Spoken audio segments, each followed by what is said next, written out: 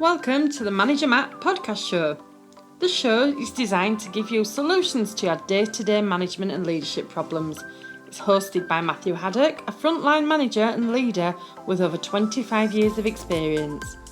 If you're ready, then let's get on with the show. Welcome to the Manager Matt podcast show. I do hope you're well and you are getting the results with your team.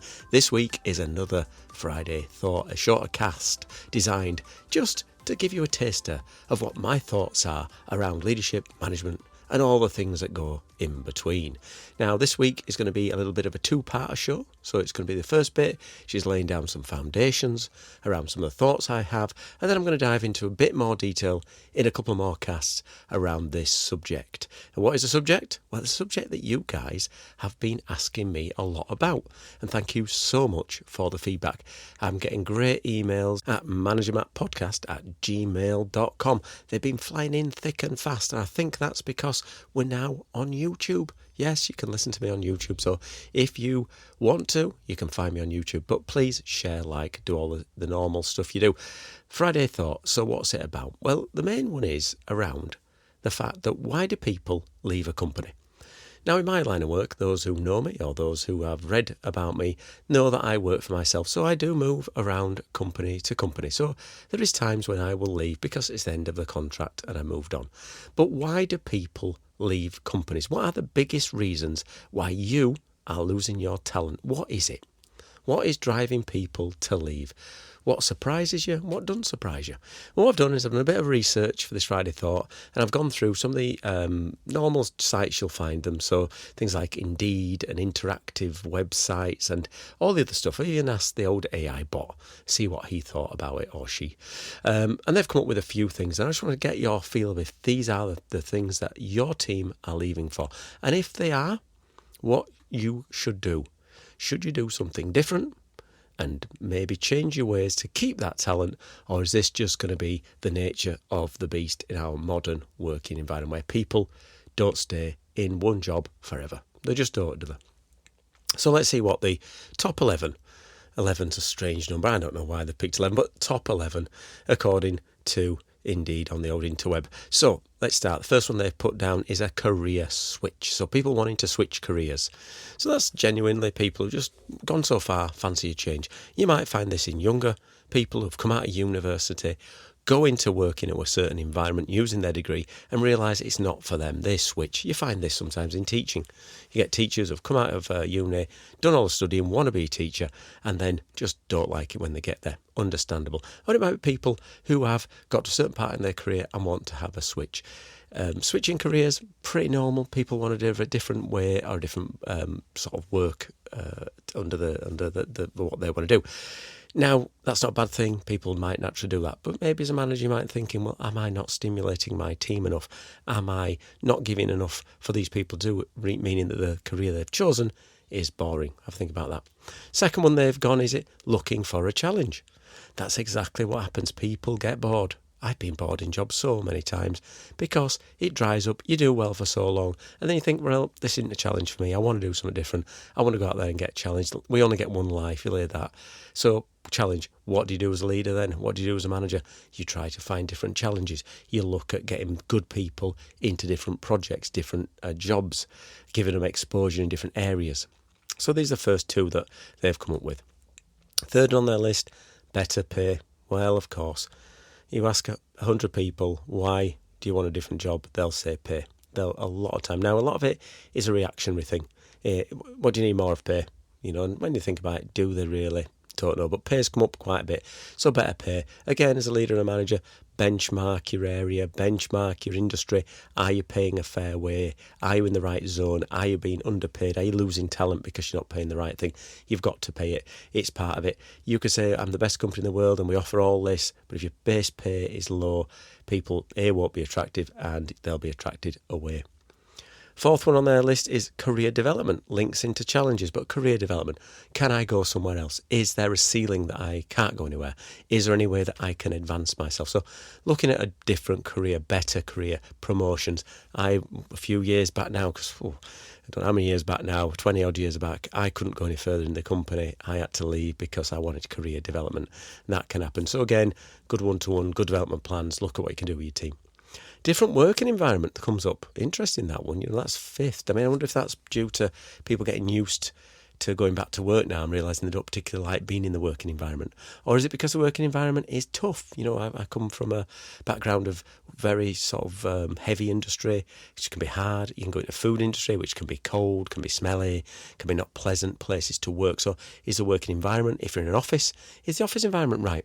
If you're in the middle of an industrial estate, there's nothing there. People get bored. They want a different working environment. Do you look at flexible working? Do you look at working in different areas? Do you look at people having a work from home? There's a double-edged sword for that, isn't there? But that's what people are saying. They want a different working environment. Next on the list, feeling more valued. Well, I'm surprised that's not further up the list. But yes, of course, feeling valued. People want to feel valued at work. Don't you? If you're at work, don't you want to feel valued? Feel that you're doing a job that's worth something. If you're shuffling papers around a desk all day or putting something in a box all day, yes, it might be something that has to happen, but is it of value? Do you feel valued? And does that mean that your leaders and your managers actually care? Do they say thank you very much for the work you've put in? Thank you so much for that effort you've done, for making the difference. Thank you for talking to that customer. Thank you for delivering on time. Thank you for staying back. All the things that don't cost you. Do you value your team? Not just on a pizza day once a year, but do you value it? So why are you losing people? Because they don't feel valued. They're not being taught to, again, one-to-ones, those kind of things that get people valued. Next one, want more independence. Now, this could go back into that idea of working environment, but want more independence. So they want to not be managed. Now, people call micromanagement here. I've not really seen micromanagement. There probably is, but realistically, people want to be managed and want independence. So when they go to work, they have the independence to be able to make the choices, to add value, to make the difference. So look at how you can give people that autonomy within the boundaries. Better work-life balance comes up. So again, these are all kind of very similar, but better work-life balance. And that is definitely a thing that's happened recently. People don't want to do 9 till 5 days a week. They want to have a balance that maybe they come in late and work back. Maybe they work from home one day. All the things to give them work-life balance. It can be done with some jobs very simply, very easily with our remoteness. It can be not done with other jobs. If someone's got to come and do something, run something, make things happen, put something in a jar or a container or something, you've got to have people physically there at the minute. So work-life balance. But think of that, maybe it's not that. Maybe it's extra holidays. Maybe it's just having the flexibility, the idea of independence. So how can you do that? People want to move locations. This is the flexible workplace where people want to go places different. They don't want to work in, Slough, no offence to Slough or Bradford or Huddersfield or anywhere, Doncaster. They might want to have different locations, work in different places. So moving, that again can happen quite simply in bigger organisations. Smaller ones, obviously more difficult, but how do you make that happen? Can you give people options to work in different areas and experience different cultures? Think about that, especially in a global work environment. You've normally got offices in America and Africa, Australia, Europe. How can people move? Can that job be done somewhere else just to keep them? Remember, you want to keep talent, don't you? People wanting a more positive work environment. Wow. Now that is interesting, isn't it? That's come up. People leaving because the work environment is negative. Toxic, if you like. It's a bit of a heavy word, toxic. But want a positive working environment. They want to come to work. They want to feel that the place is positive around them. There's nothing worse than sitting in a place where you feel awful. No one talks to you. No one wants to know about you. You've got people in silos, people making snide comments. Not a nice place. And those are things that do affect people mentally. They want a positive work environment. Most people are positive. They want to come at work, do a great job. They want to do it. So look at how you can make their environment positive. It's not just putting slogans on the wall. It's not just having a fancy coffee machine, or a vendor that's got the right amount of sweets in it. It's about the people in there. How do they react with each other? How do you break down barriers so teams play across them? I've done one recently about KPIs and how they align. Are your KPIs aligning? And is there positivity in the workplace? Is it there? You'll definitely know when it isn't. But how do you get it there? Culture. Quite difficult. Done one on that as well. And the last one on their list was the conflict with the company's policy. So interesting. Somebody, ethically doesn't want to be there because it conflicts. Maybe it's because it won't be criminal, don't get me wrong, but something that doesn't sit with them. If you're selling vapes, for instance, or alcohol or cigarettes or anything like that, that might be not the company you want if the policy's there. Or if you're a vegan, or a vegetarian, and that you're in a company that does meat, I'm assuming that those policies won't be right for you. So those are the ones that people go. So just quick look back for the 11 that Indeed said people want to switch careers, or people are looking for a challenge, they want better pay, they want a career development, they want better working environments, they want better work-life balance, they want to feel valued, they want more independence, they want to move locations, they want a more positive workplace, and they may conflict with companies' policies. So those are people are really going. Now those are this is what Indeed are saying. People are saying to them. What does that boil down in real life, in real things? What do you think that is? Well, for me, there's a couple of things that sort of really shoot out of that. Not feeling valued. So people, real reasons they're not feeling valued.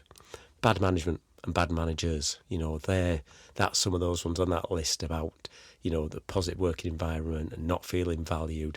That's management. Poor communications. People, if they're not communicated to, will fill the gaps. They'll invent things that might not be right, but they'll fill them gaps because they don't feel that they're being valued. So if you're not communicating right, you're not putting the time and effort in as a leader, they're going to fill that in, and they will probably come up with something that's negative, not positive. No recognition for their efforts. What did that say on there? Don't feel valued. That's not recognition. That's that basics of saying thank you, please, can you do this? Can you help me out here? That kind of balance. Get looked over for promotions. When it's talking about people and career development, if they're getting looked over for promotions, then straight away they're going to go. That could be a click. All the people haven't had a development plan. They might not be good enough, but they're not being told they're not good enough, and they're not being told why, and they're not given a plan to do it. There's some lack of training there as well. You can see that, don't you? In that idea of wanting to get out of the place because they didn't like their life balance, or they didn't feel valued, or they were looking for a challenge because they hadn't been trained right, they hadn't been given opportunities. Overworked, too much. People get put on.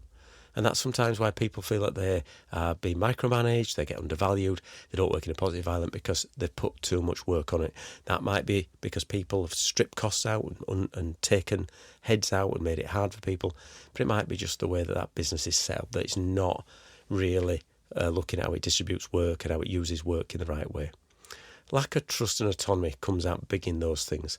The value, the independence, wanting to move, not a positive workplace, conflicting. All them are this idea of that lack of trust and autonomy that people want, people strive for. We're not machines. We want to have a feeling that we contribute, a feeling that we're being challenged, a feeling that we are doing something that adds value, that is a valued thing, not something that's just something to do. Not connected to a purpose. That's what steps out from this. Some of those ones, a lot of those ones, are people feeling that they're not connected to a purpose.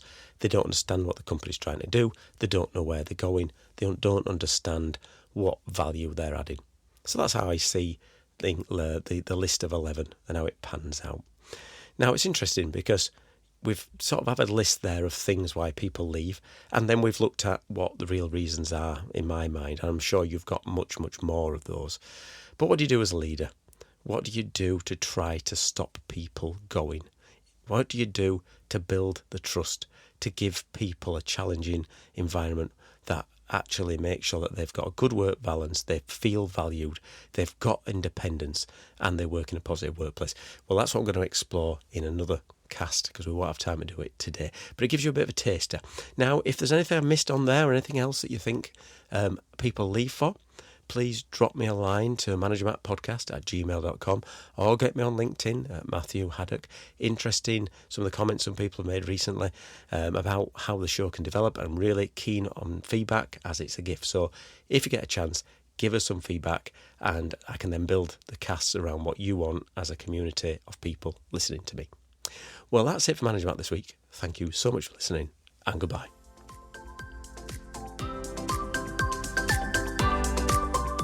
Thank you so much for listening to this Manager Matt podcast. We hope you found it interesting, helpful and actionable. One last thing, please leave a quick review on iTunes or with your podcast provider, as it helps to spread the word of Manager Matt. If you haven't already done so, please subscribe to the podcast, and if you did like anything in particular, send an email to managermattpodcast@gmail.com or visit managermatt.co.uk for more content. Feedback is a gift, so let's keep giving. See you next week.